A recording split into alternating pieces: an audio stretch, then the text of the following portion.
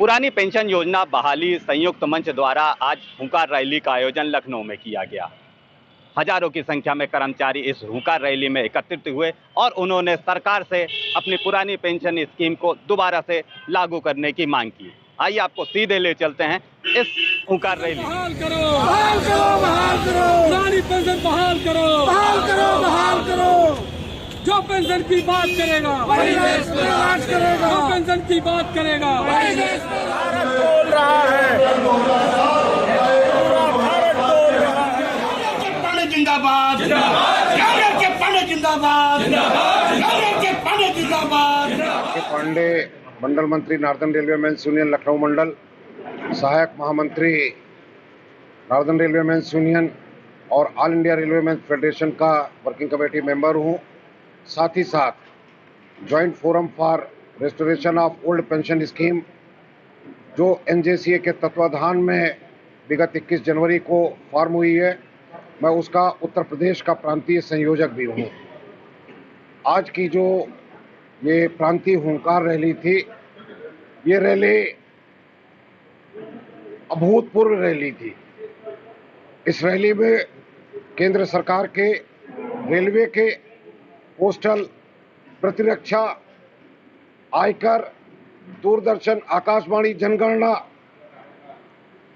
विभागों के कर्मचारियों के साथ में उत्तर प्रदेश राज्य सरकार की ओर से राज्य कर्मचारी संयुक्त परिषद के जितने एफिलिएट थे, चाहे वो पीडब्ल्यूडी के डिप्लोमा इंजीनियर्स हो, चाहे टेक्नीशियंस हो, चाहे जलकूप कर्मचारी हो, चाहे वो शिक्षक वर्ग के लोग हों, सभी वर्गों के सरकारी कर्मचारियों का इसमें जमावड़ा था।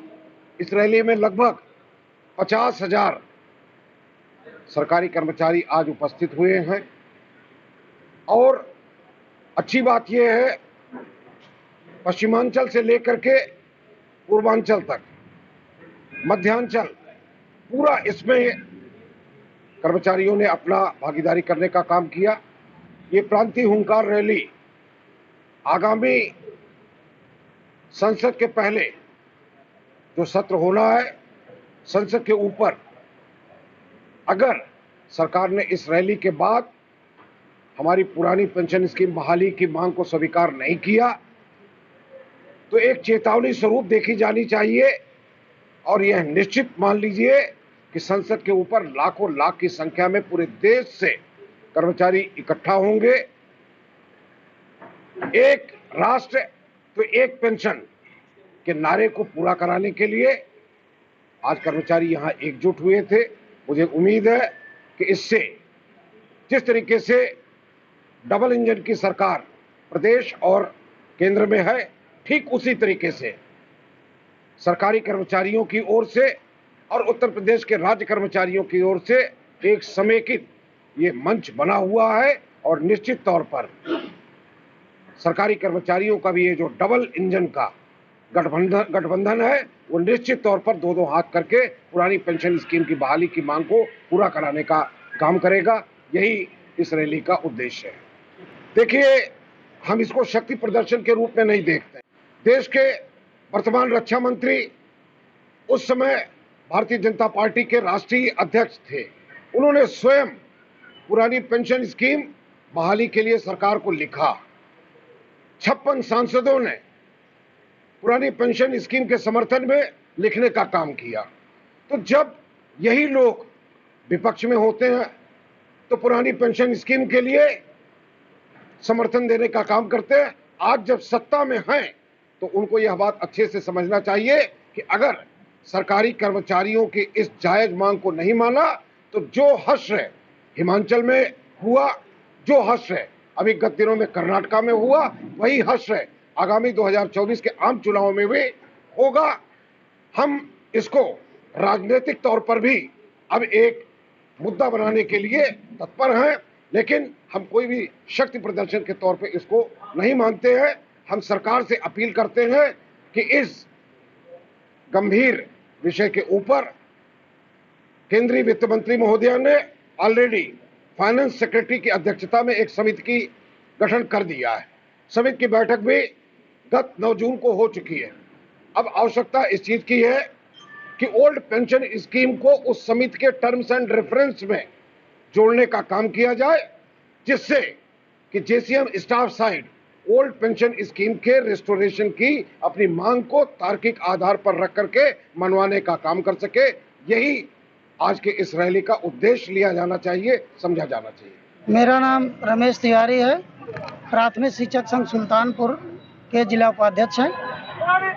बहाल करो। कितनी संख्या में सुल्तानपुर से लोग आज लखनऊ में इस रैली में शामिल हुए?